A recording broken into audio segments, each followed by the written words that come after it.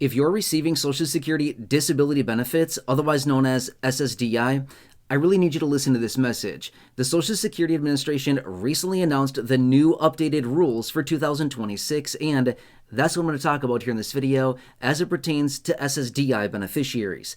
Now, why is this so important? Because it relates to you, your money, your benefits, and if you break the rule in 2026, you're going to see a garnishment to your benefit and possibly the elimination of your monthly benefit.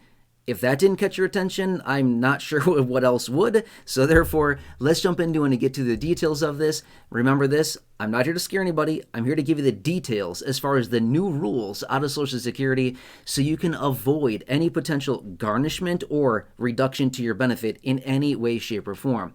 Now, I also want to clarify as well, I do know that a lot of people here on this channel that watch my videos also receive SSI benefits, okay? What I'm talking about here in this video is only dedicated to SSDI, Social Security Disability Insurance Benefits. There's about 9 million of these beneficiaries, not to be mistaken with SSI, Supplemental Security Income. The programs are very similar, but they're also very, very different at the same time. Anyway, we're talking about SSDI. Let's talk about the new rule for 2026, how it relates to you, your money, your benefits, and what you need to know about this rule. Now, they actually break it down into two separate categories, blind and non-blind.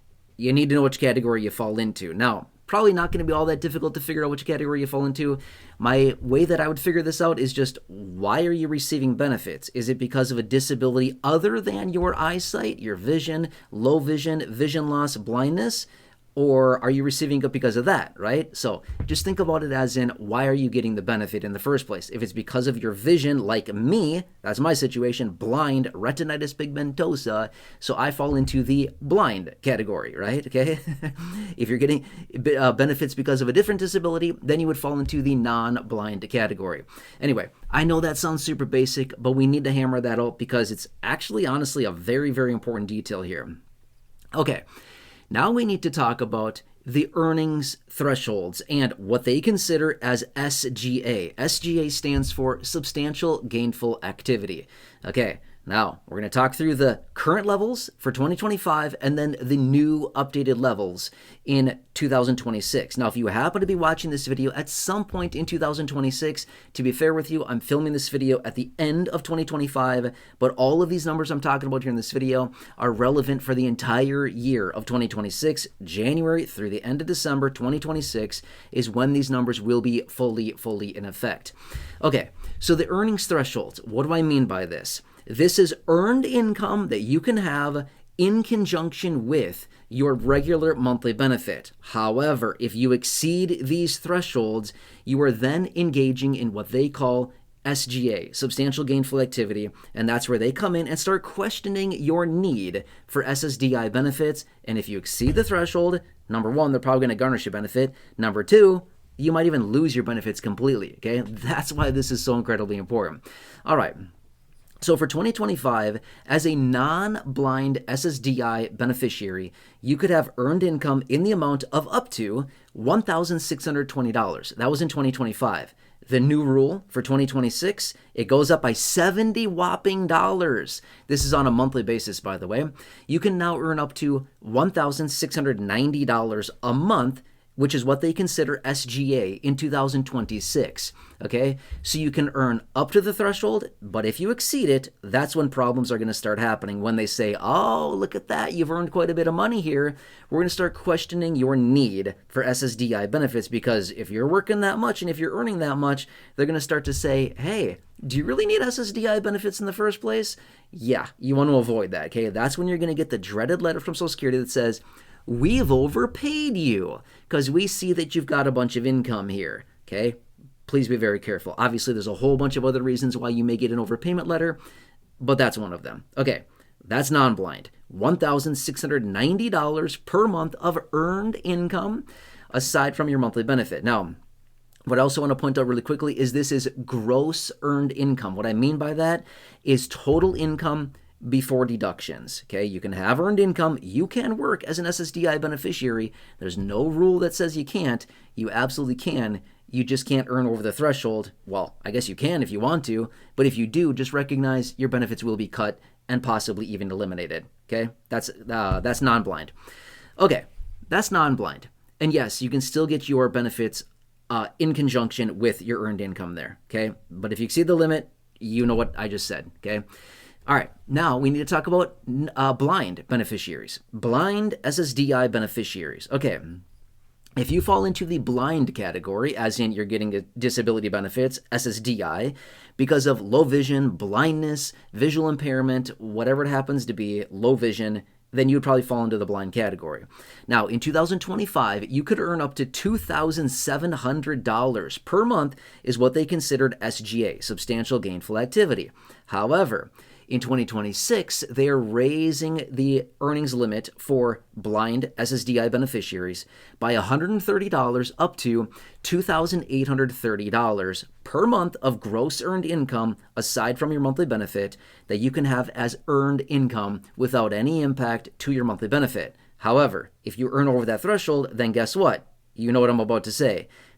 Now they say you are engaging in SGA, substantial gainful activity, and they start to question your need for disability benefits. If you earn over that threshold, it's when you're likely going to get a dreaded letter from Social Security that says, we see that you've earned a whole boatload of money here, and, well, we're going to start garnishing your benefit, and you do it again, we're going to eliminate your benefit, essentially. Obviously, they're going to say it differently than that, but you kind of get my point here, right?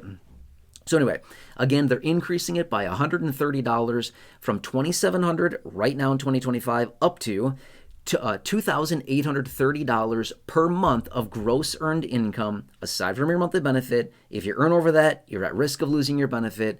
If you stay under that and it's your earned income, you should be fine. That's not SGA, okay? Above is considered engaging in SGA. Now, let me clarify again. I said this earlier. I'm going to say it again really fast. This is gross earned income. What do I mean by that? Your gross income before any deductions like federal taxes, state taxes, FICA taxes, anything like that, your gross earned income. So what I mean by that is this. Let's just say that you earn $200, or sorry, let me say that again. Let's just say that you earn $20 per hour and you work 10 hours. That'd be $200 of gross income, right? Okay, so that in that example, you're good. $200 of gross income. However, when you look at your pay stub, you may only get $105. You might think, what happened to the other $95? Yeah, the government took it from you. That's what happened from it. The government stole it from you in taxation, okay? So you might look at that and say, but I only got paid $105. That's fine, doesn't matter. They have to look at the gross income. In this example that I'm giving here, $20 per hour times 10 hours, $200 of gross income. That's the number you got to watch, okay? It's not what you take home. It's the big number before any taxes are deducted from your paycheck. Make sense? Okay? These are the new numbers. They go into effect, again, I want to make this very clear since this is still the end of 2025 as I film this video. These go into effect January and will be in full effect through the entire year of 2026. Make sense? Okay? Now, I want to throw another quick disclaimer here.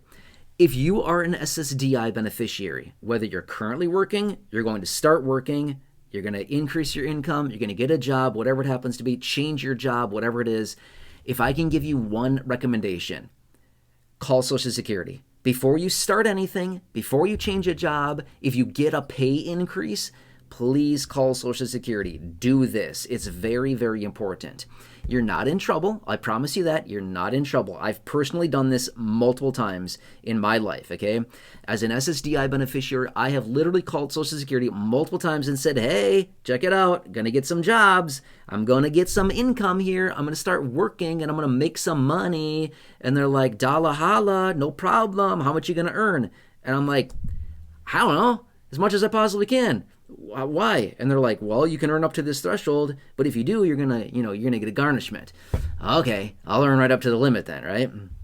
So my point being is this. Call them. They're going to ask you some simple questions. They want to understand where you're going to be working. How many hours do you plan on working? How much will you be earning per hour, or are you salary? They want to know all of this. They will help you run the numbers to figure out exactly how many hours you can work on any given week, any given month, so that you do not engage in SGA and have your benefits garnished from you, if that makes sense, okay?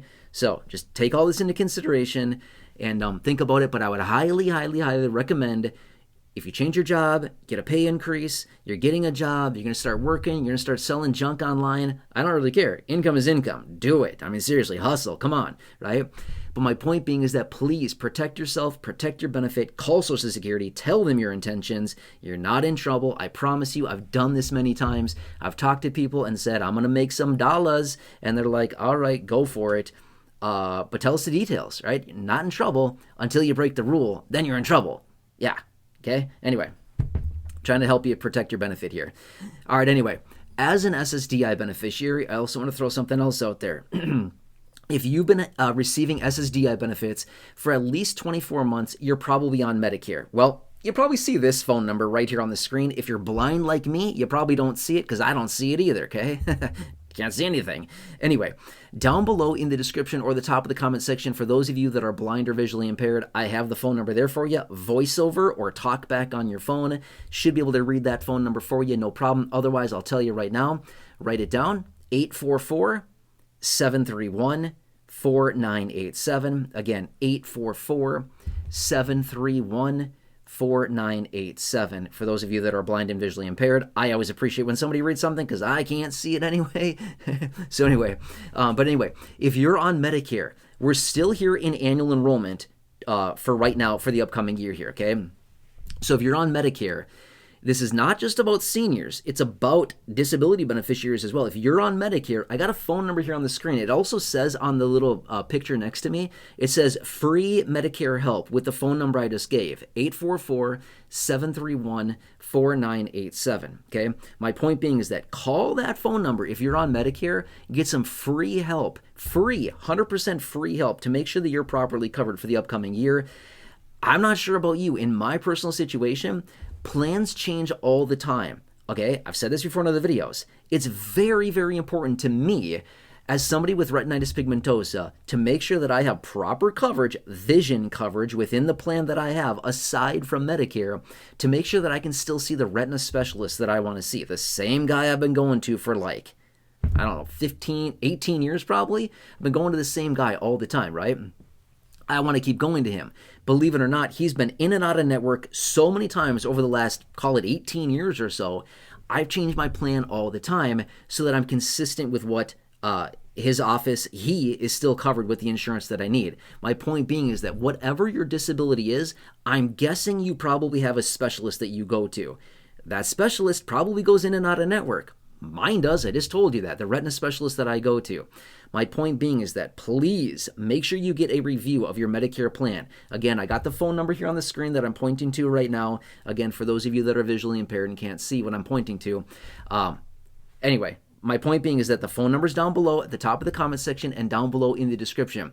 Call that phone number. It's to my partners here on the channel, Chapter Medicare. It's 100% free. You're going to connect with somebody and they're going to walk you through all the plan options you have in your local area. Again, it's all totally free.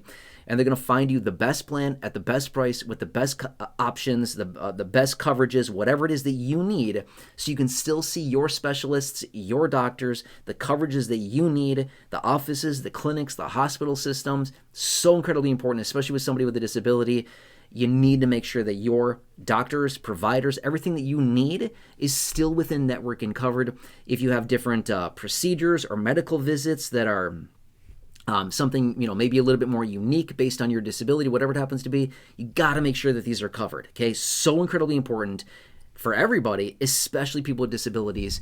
So if you're on Medicare, again, please give that phone number a call, connect with somebody, let them find you, whatever plan options are out there, and they will certainly help you out, okay? Been very, very helpful. They've already helped thousands of you here in this community. Take advantage of that while we are still within Medicare annual enrollment. Once this window slams shut, we're all locked in, and they will certainly help you. They've helped a ton of people save a whole pile of money as well. Anyway, hope this helps you. Drop your comments down below. Let me know what I can do for you. Otherwise, please share this video. Big share button down below. Please subscribe if you're new here. 100% free. Big subscribe button down below the video. Otherwise, hope you have a nice day. Take care. If you know anybody on Medicare, please go ahead and take a picture, take a screenshot of the phone number here I have on the screen. Otherwise, again, down below in the description at the top of the comment section, I have it there as well. Please copy that phone number, send it out to anybody you know on Medicare. Let's please help some people out. And then when you help them, you get a big old hero cape and you get to be the hero of the day, which is honestly very, very cool, right? It's nice helping people. I really enjoy helping those of you in this community in any way that I can through these videos. Please, have a nice day. Let me know what I can do for you. Drop your comments down below, and I'll catch you again later in the next video. I'll see you for now.